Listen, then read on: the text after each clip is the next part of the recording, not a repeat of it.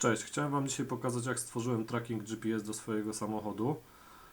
Do stworzenia takiego trackingu będą nam potrzebne Raspberry Pi Model B. Każdy dowolny również też się nada. GPS na USB, modem GSM, karta SIM, karta pamięci dowolna w zasadzie oraz ładowarka samochodowa, którą później przerobimy na źródło zasilania w aucie. Po lewej stronie widzicie działający tracking GPS. Jest to wycinek ze strony internetowej, której kod również udostępnię. Nagranie jest przyspieszone około 4 razy, tak żeby było widać lepiej ruch. Strona odświeża się co 5 sekund, więc mamy w zasadzie podgląd w czasie rzeczywistym. Co 5 sekund widzimy nową pozycję samochodu. Jeszcze zanim przejdziemy do tutoriala, chciałem powiedzieć, że nie będziemy w nim pokazywać, jak zainstalować świeży system na karcie pamięci. Jest to dla nas zbędna rzecz, są tysiące innych poradników, jak to zrobić. Użyjemy karty pamięci 8 GB. Prędkość nie ma znaczenia, w zasadzie można kupić najtańszą, jaką się da. Tracking GPS będzie wysyłał dane za pomocą AirSynca. Zapewni nam to spójność danych i to, że nie stracimy żadnych danych po drodze. No i to w zasadzie wszystko. Możemy powoli przejść do samego tutoriala. Ok, po uruchomieniu naszej maliny z nowo zainstalowanym systemem możemy przystąpić do instalowania reszty oprogramowania na tym systemie, które będzie nam potrzebne. Na początku jak najłatwiej zdobyć adres tej naszej malinki. Możemy ją podłączyć oczywiście pod monitor, ja takiej możliwości w tej chwili nie mam, więc można na przykład zrobić to nmapem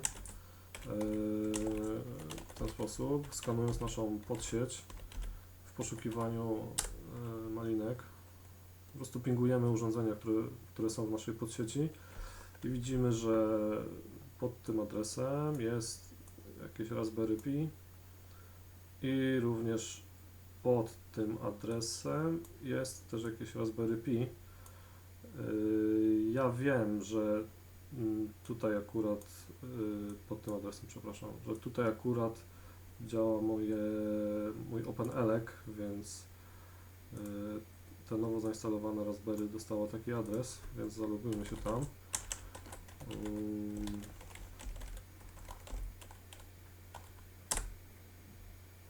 Hasło standardowe jest przy instalacji, to jest Raspberry. Udało się zalogować. Zróbmy sudo na roota. Jesteśmy rootem. I z tej pozycji musimy zainstalować kilka rzeczy. Na początku update'ujemy listę naszych pakietów w repozytoriach. Ja tego nie będę robił, bo już to mam zrobione, niepotrzebnie byśmy marnowali czas, ale zainstalujmy w takim razie GPSD, apt-get install GPSD oraz GPSD clients.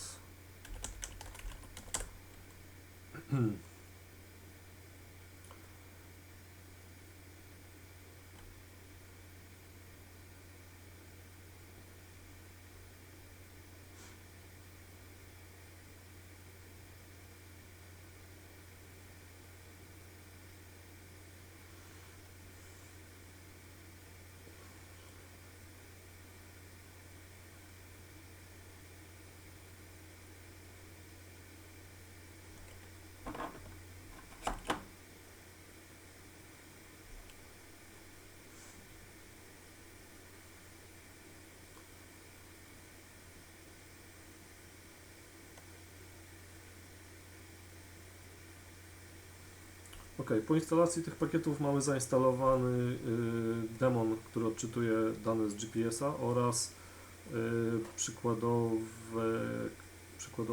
programy klientów, którymi możemy po prostu te dane wizualizować albo wpisywać do pliku.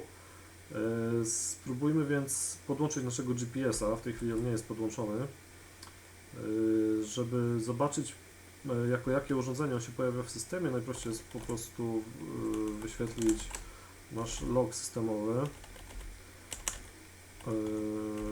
który znajduje się tutaj, var log messages, i widzimy, że Tutaj mamy końcówkę tego pliku. Ja podłączam w tej chwili nasz GPS i widzimy, że urządzenie zameldowało się jako TTY USB 0. Spróbujmy. To jest urządzenie strumieniowe, więc wysyła dane cały czas tak jakby portem szeregowym, więc powinniśmy móc go odczytać zwykłym katem, więc sprawdźmy, czy to się da zrobić. No niestety, jak widać, nic się nie pokazuje na konsoli. To z tego powodu, że nasze TTY USB 0 ma złe ustawienia prędkości przede wszystkim, dlatego za pomocą programu STTY. On jest standardowo zainstalowany w systemie, więc nie trzeba żadnych dodatkowych pakietów. Zmienimy te ustawienia. Ma 9600 bodów, 8 bitów z parzystością i z takimi przełącznikami. Czy ja się coś pomyliłem? Tak, pomyliłem się, tu miał być CS. OK. I w tym momencie, jeżeli zrobimy cut, powinno nam się coś wyświetlić. OK. I widzimy, że jakieś dane z naszego GPS-a, ja w tej chwili tego GPS-a wyrzuciłem za okno, także jest to symulacja, powiedzmy, prawdziwych warunków. Jakieś dane są wysyłane. Czyli już mamy jakiś postęp. W takim razie wpiszmy potrzebne rzeczy do skryptów startowych. Ja to wpisuję zawsze do rclocal. Czyli pamiętamy, że musimy zawsze na początku zmienić ustawienia naszego...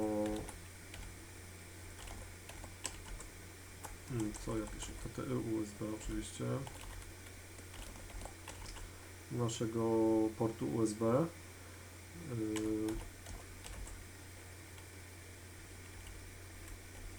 Na 9600 bodów, parzystość i coś takiego. OK. Wszystko gra. Sprawdźmy, czy działa nasz GPS-D, czyli nasz demon. Greb oczywiście. On działa, ale on uruchamia się ze swoimi domyślnymi parametrami, w związku z czym tak naprawdę nie wie, z którego urządzenia ma pobierać dane, więc zabijmy go i uruchommy go tak, jak powinniśmy to zrobić od początku. Czyli zabijamy proces 2881 i uruchamiamy GPS-D, po prostu podając nasze urządzenie z GPS-em. Możemy teraz spróbować za pomocą jednego z klientów, który nazywa się GPX Logger. Możemy spróbować zapisać te dane w jakimś sensownym formacie do pliku. Więc spróbujmy to zrobić. GPX Logger. Uruchomimy go jako demon i jako drugi parametr podamy nazwę pliku, powiedzmy test GPX. Wyświetlmy, czy nam się wyświetla test GPX. OK. Mamy stworzony plik test GPX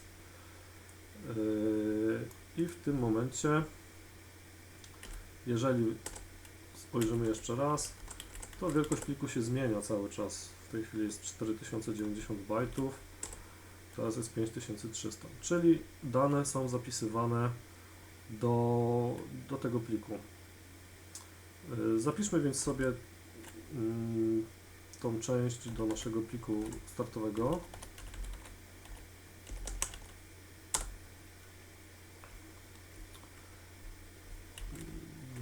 Vimem oczywiście edytujemy. I pamiętamy, że musimy zabić GPSD. Najlepiej jeszcze usunąć jego log file, który znajduje się w tej lokalizacji. I musimy w tej chwili uruchomić ten GPS-D z takim parametrem. czyli zaraz po samym starcie wyłączamy GPSD, zabijamy go i startujemy go na nowo, ale tak jakby po naszemu, tak jak my tego chcemy. I uruchamiamy user bin gpx logger -d, czyli demo -f i jakaś tam nazwa pliku. Załóżmy, że będziemy te pliki trzymać w katalogu, na przykład trips, w głównym katalogu, i nazwa pliku będzie, załóżmy, trip.log. OK, wszystko w porządku. Ważne jest, żeby tutaj podać pełną ścieżkę user bin gpx logger, z tego względu, że w momencie uruchamiania skryptu rclocal nie ma wczytanych jeszcze wszystkich zmiennych środowiskowych basha, więc on po prostu nie jest w stanie go zobaczyć. Nie ma ustawionych ścieżek path jako zmienne środowiskowe, więc dlatego trzeba podać pełną ścieżkę. Ale to jest taki niuans.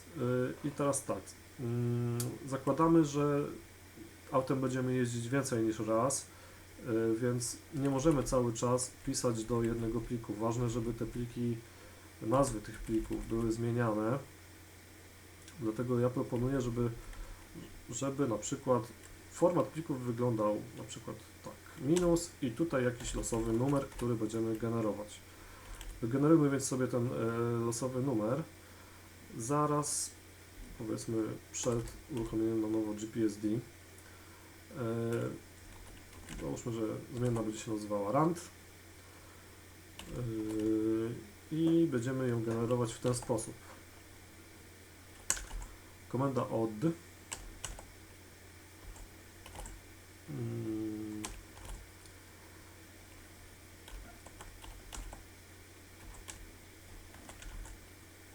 będziemy brali losowe liczby z urandom.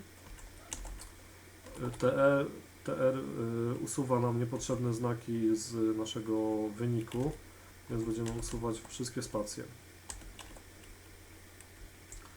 A komenda od bierze z binarnego wejścia, bierze binarne wejście i przerabia je po prostu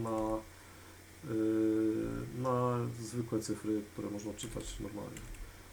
Także mamy już, powiedzmy, losowy numer. Możemy na przykład zapisać ten plik i spróbować, jak to będzie wyglądać. Czyli po prostu wykonać tą komendę od.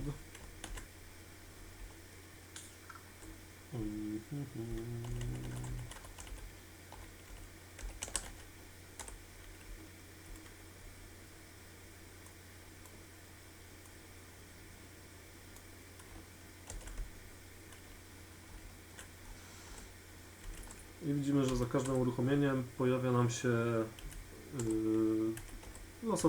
losowy numerek, tak? Moglibyśmy pomyśleć, że można skorzystać na przykład z czasu. Niestety Raspberry Pi no, nie posiada zegara RTC, dlatego w momencie uruchomienia skryptu rclocal czas jeszcze nie jest znany, bo jest on dopiero później pobierany za pomocą demona czasu NTP, więc musimy wykorzystać po prostu sztuczki z dev urandom. Jako że już mamy tutaj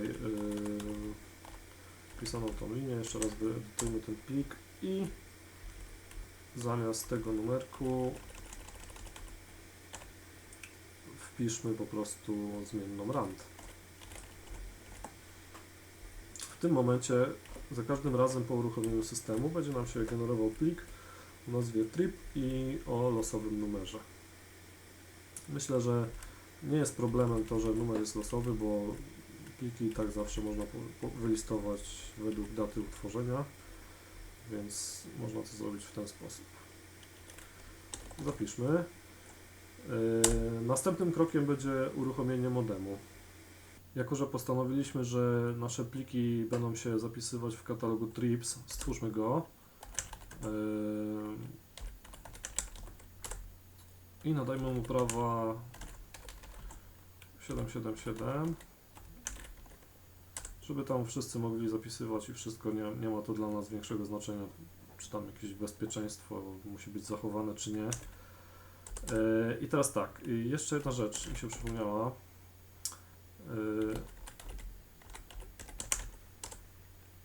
RC Local ma to do siebie, że każda z tych komend musi zostać wykonana poprawnie. Jeżeli któraś się nie wykona, to reszta skryptu nie jest wykonywana, więc dla pewności zahaszujmy tutaj tą linię, bo nie wiadomo, czy ten plik się tworzy, czy się nie tworzy. Na razie uznajmy, że jej po prostu nie ma. I w tym momencie po reboocie powinniśmy już widzieć w katalogu trips pierwszy utworzony plik. Tak jak mówiłem, GPS leży za oknem, więc powinno już się coś tam ściągnąć, jakieś dane. Więc zróbmy reboot. A ja w międzyczasie opowiem o modemie. Mam model Alcatel One Touch. Model X602D i on działa w dwóch trybach. Pierwszy tryb to jest tryb modemu, drugi tryb to jest tryb pamięci masowej. No i niestety domyślnie odpala się w trybie pamięci masowej i trzeba pokombinować, żeby go przełączyć w modem. Zaraz pokażę, jak to zrobić. Zalogujmy się do naszej maliny i sprawdźmy, czy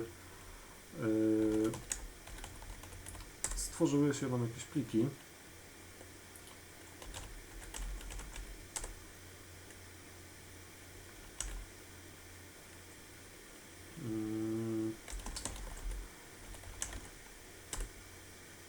No i widzimy, że mamy stworzony plik trip 3564 i tak dalej, i tak dalej.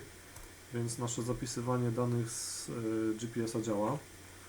Możemy sprawdzić to jeszcze raz. Widać, że plik zmienia swoją wielkość, więc cały czas dane są do niego zapisywane. Ok, teraz tak. Sprawa modemu.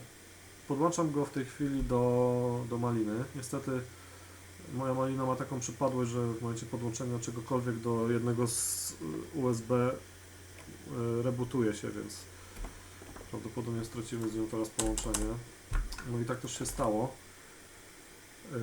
Ale po reboocie pokażę, jak ja uruchamiam ten modem.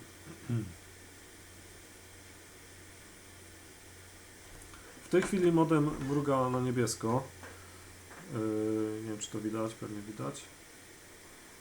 To oznacza, że nie jest połączony z siecią.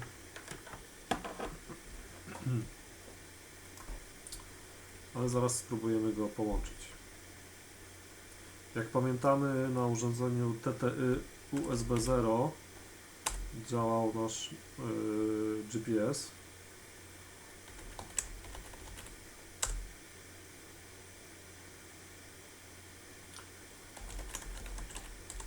Jak wspomniałem, ten modem domyślnie działa w trybie pamięci masowej, więc udało mi się znaleźć w internecie skrypt Alcatel.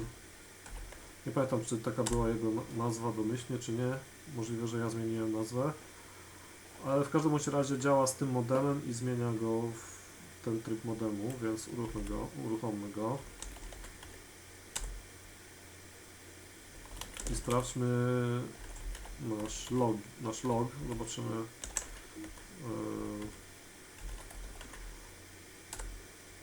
czy się coś zmieniło. No i widzimy, że zostały stworzone 4 urządzenia nowe, USB 1, 2, 3 i 4. Z doświadczenia wiem, że modemem jest tak naprawdę to drugie urządzenie, czyli w naszym przypadku USB 2. Więc musimy zedytować nasz plik wvdial Vintani.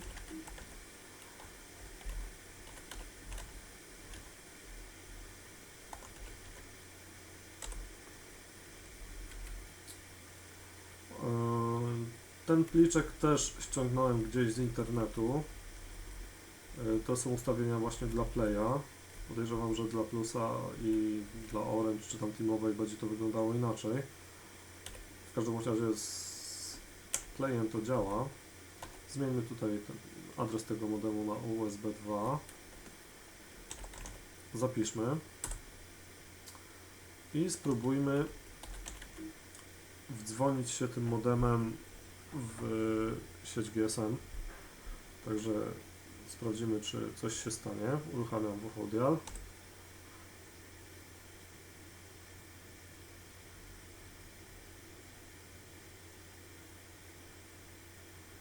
No i widzimy, że lampka świeci na niebiesko stałym światłem. To oznacza, że nasz modem się połączył, więc jesteśmy gotowi do wysyłania danych, czyli naszych plików z zapisami podróży do naszego serwera.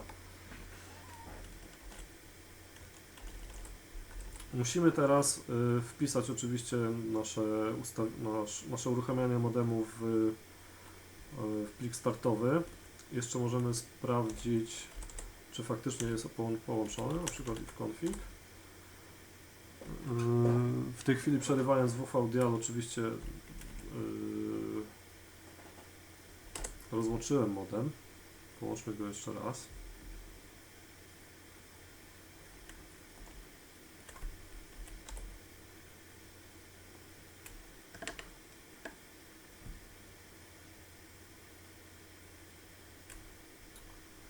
Ok, modem jest połączony, czyli mamy włączony modem i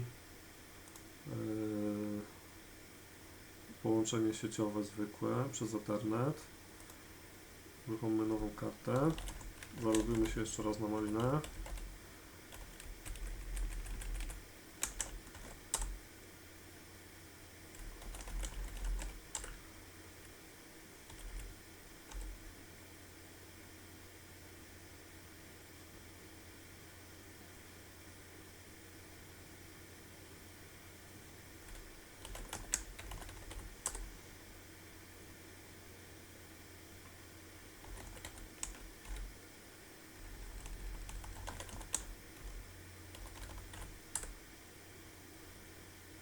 Jesteśmy.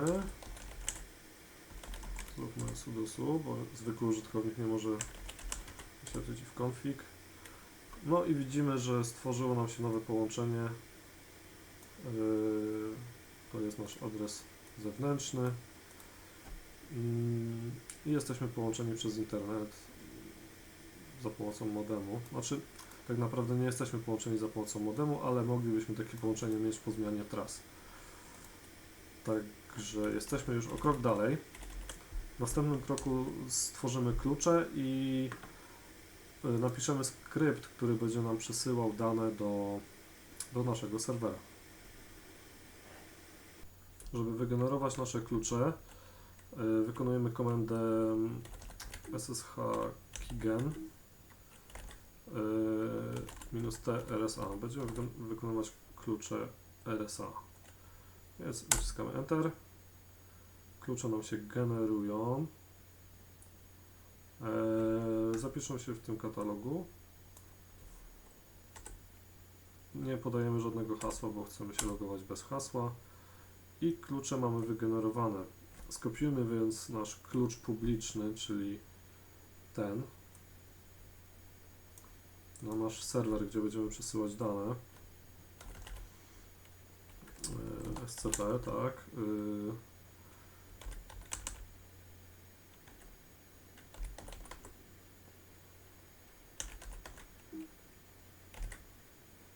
Skopiujemy to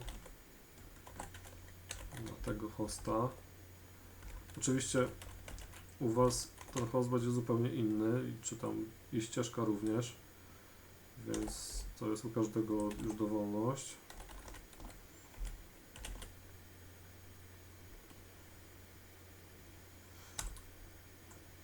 W tej chwili pyta o hasło, ponieważ jeszcze tego klucza nie uznaliśmy jako zaufany, jako autoryzowany, więc podaję teraz hasło.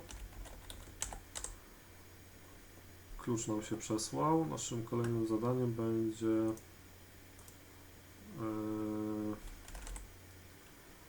wpisanie go do pliku authorized keys, czyli robimy to w ten sposób.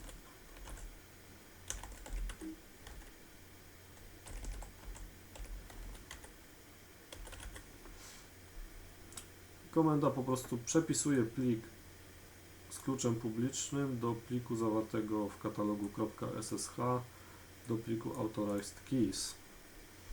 Jeszcze, żeby pokazać, że to działa, jeżeli zrobimy w tej chwili SSH na tego hosta jako użytkownik ja, pyta się o hasło, ale w momencie, kiedy wykonamy tą komendę, już się o hasło pytać nie powinien. Tak, i weszliśmy tutaj już bez klucza. Także jesteśmy w stanie teraz napisać skrypt i używać rsynca, który będzie nam po prostu kopiował katalog z naszej maliny na nasz serwer. Także zróbmy to w tej chwili. Jesteśmy teraz jako root i stwórzmy katalog, który się będzie nazywał na przykład rsync.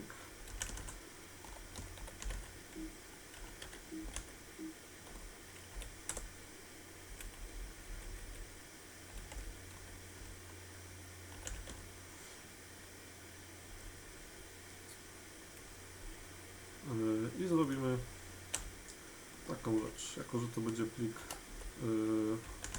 skrypt bashowy, więc zaczynamy od standardowego polecenia i robimy nieskończoną pętlę, w której będziemy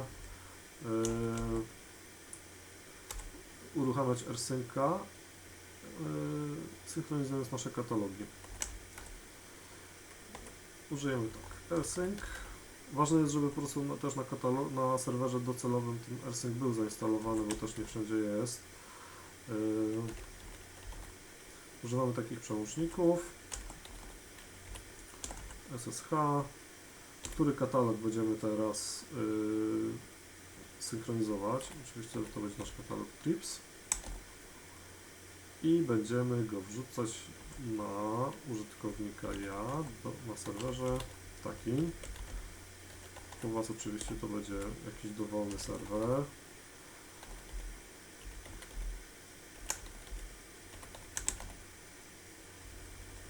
Na przykład do tego katalogu będziemy wrzucać. Jeszcze wyślemy jakiś tekst na konsolę, żebyśmy widzieli, że coś się dzieje. Poczekamy 5 sekund, żeby poprzednia instancja rsynca zdążyła się skończyć. No i jesteśmy gotowi, done. Stwórzmy teraz na naszym serwerze docelowym katalog GPS.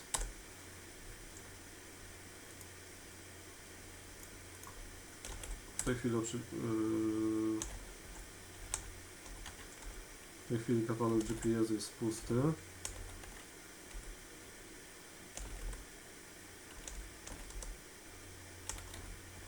Jak widać.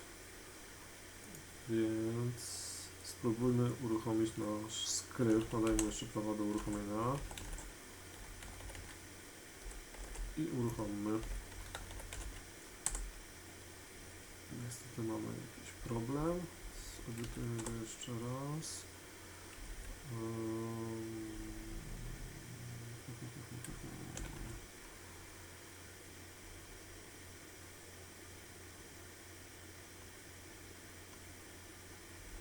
Teraz powinno być OK.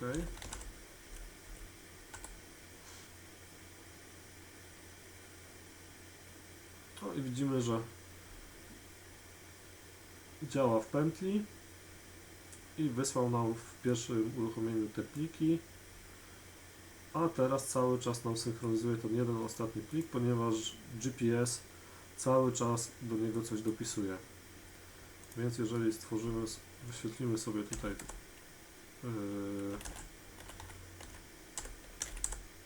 te nasze pliki, jesteśmy w tej chwili GPS trips.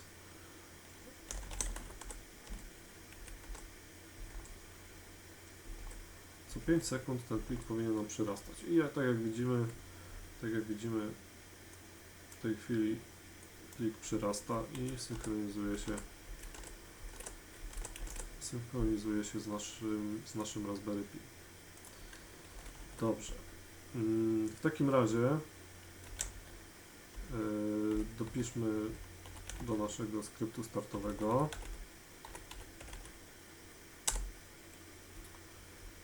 uruchamianie naszego modemu, czyli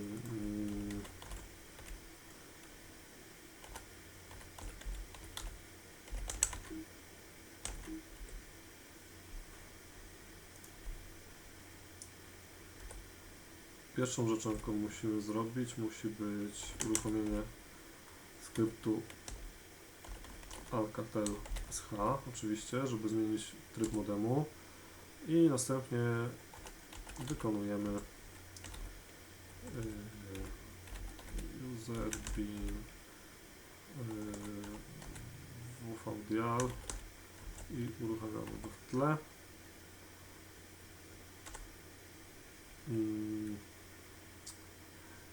I teraz zapisujemy.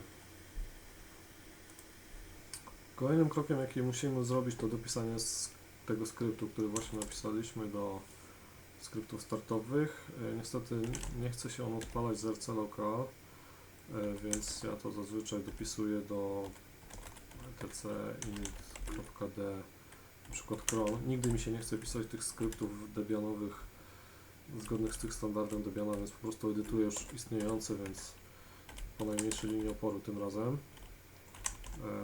Nie cron, tylko oczywiście rsync sh. Jeszcze jedna rzecz. Dodajmy tu w tło. I jeszcze podczas testów zauważyłem, że ten modem potrafi się czasami zawiesić. Znaczy zdarzyło mi się to może ze 2 razy na, nie wiem, na miesiąc testowania. Dlatego teraz postanowiłem jeszcze dopisać taki skrypt, który będzie ten modem restartował, więc napiszmy go w tej chwili. Na przykład będzie się on nazywał modem restart, powiedzmy.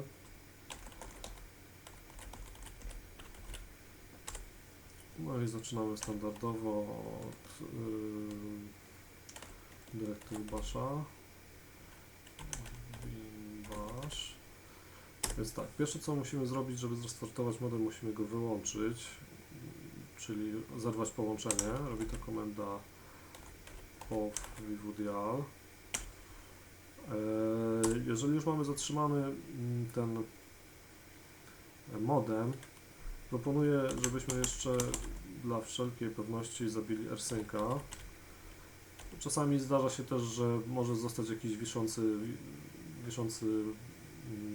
proces rsynca ze względu na to, że zerwało się połączenie, więc to też zabijmy. Zabijmy też kill all ssh, bo rsync używa ssh, więc też może się zwiesić. Dajmy temu modemowi tak gdzieś z 15 sekund na, nie wiem, na dojście do siebie. Czasami rozłączenie troszkę też trwa, więc musimy chwilę poczekać. No i uruchommy na nowo po prostu tego wvdiala, żeby chodził w tle znowu.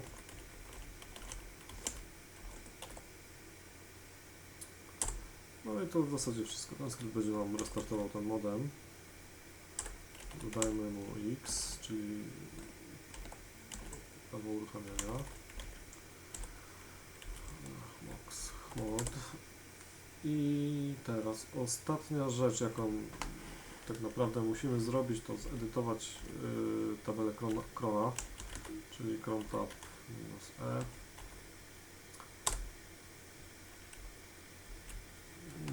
I będziemy teraz dopisywać nasz restart modemu. Załóżmy, że modem będziemy restartować co 3 minuty, powiedzmy, więc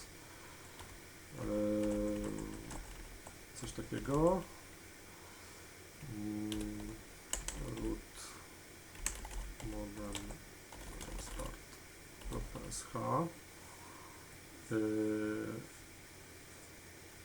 No i wyjście błędu przekierujmy tutaj. I teraz jeszcze druga rzecz, którą bym zrobił, to usuwanie powiedzmy raz na miesiąc, znaczy raz na miesiąc, codziennie usuwanie plików starszych niż miesiąc.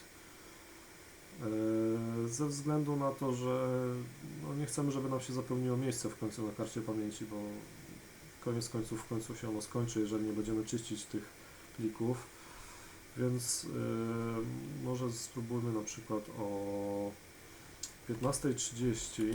Ja akurat zazwyczaj wtedy jadę autem, bo wracam z roboty, więc około 15:30 jestem pewny, że auto działa i malina będzie uruchomiona.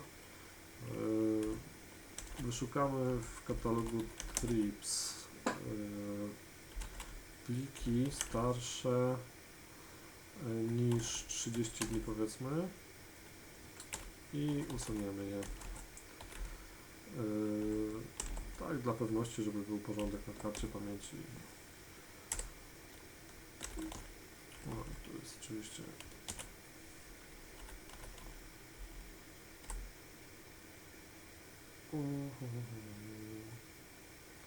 mamy jakiś błąd, więc poprawmy. Co to jest za błąd? Co to jest za błąd? Aha, błędem jest to, że jest za dużo o jedną gwiazdkę tutaj. Więc tak, ok. I w ten oto sposób mamy działający, gotowy monitoring, który będzie nam wysyłał dane z katalogu Trips. Teraz tak, na naszym serwerze możemy stworzyć stronę, która będzie nam w czasie rzeczywistym parsować ostatni plik i wyświetlać ostatnie zapisane pozycje w tym pliku na mapach Google powiedzmy. Więc ja to zrobiłem tak, że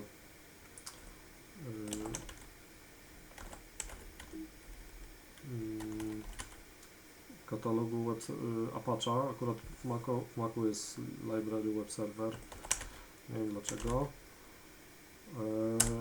Stworzyłem taką stronę, ja później ją wrzucę na Dropboxa gdzieś, żebyście mogli ją sobie ściągnąć. I ja tylko pokrótce opiszę, co ona robi, więc wykonujemy takie polecenie w bashu, wyszukujemy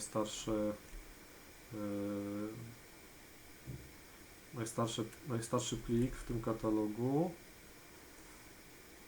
i wyciągamy z niego odpowiednie dane. Nie będę tutaj wnikał w szczegóły, co robimy, to nie ma sensu. I zapisujemy to do zmiennej output. Później jeszcze dopisujemy do końca, bo problem jest jeszcze taki, że w momencie, kiedy wyłączymy auto, malina nie zdąży nam się wyłączyć w poprawny sposób, po prostu ona się wyłącza tak jakby zabrakło prądu i GPX Logger nie jest w stanie zakończyć poprawnie pliku, więc musimy zrobić to my podczas parsowania tutaj, więc dopisujemy zawsze zakończenie tagów w XML-u, tak żeby ten plik był poprawny, żeby można go było sparsować tą funkcją Simple XML Load String. No i później dla każdego punktu zapisanego w tym pliku wyciągamy długość i szerokość geograficzną i później pakujemy to w mapy Google. Także to jest cała strona, która tak naprawdę odświeża się co 5 sekund. Nie ma sensu, żeby to robić częściej z tego względu, że wiadomo, dane nam się wysyłają co 5 sekund, więc też nie ma sensu częściej tego odświeżać. I tak to wygląda w tej chwili, także gdybyście mieli jakieś sugestie, to proszę napiszcie w komentarzach, ewentualnie mailem, jeżeli gdzieś tam znajdziecie. No i to było na tyle. Jeżeli udałoby się Wam uruchomić albo przydał Wam się ten projekt również, takie miłe słowa byłyby mile widziane, także dzięki wielkie, pozdrawiam, no i cześć. Ok, jak ja to podłączyłem? Malina jest zasilana przez przerobioną zapalniczkę samochodową, która znajduje się tutaj na dole. Wylutowałem z tej zapalniczki po prostu te blaszki i zamiast nich wlutowałem kabelek, który podłączyłem odpowiednio do jednego z bezpieczników, który znajduje się tutaj. Jest to bezpiecznik numer 89 bodajże. No i do minusa akumulatora. Oczywiście to trzeba tutaj poprawić, żeby to nie wisiało tak jak wisi. No i wszystko ładnie tutaj schowałem za akumulatorem, tak żeby to można było schować pod obiciem bagażnika. Tam widać w dole w pudełku jest Raspberry Pi oraz modem GSM, a gdzieś tutaj dalej wisi sobie GPS. No i tak to działa. Po włączeniu auta Malina się uruchamia i zaczyna logować dane z GPS-a. Zależało mi na tym, żeby schować wszystko tutaj w bagażniku, po prostu żeby nie używać gniazda zapalniczki wewnątrz auta, no i żeby po prostu nie było to widoczne na pierwszy rzut oka, że jest jakiś tutaj dodatkowy układ podłączony w auto. Także to tyle, dzięki, hej.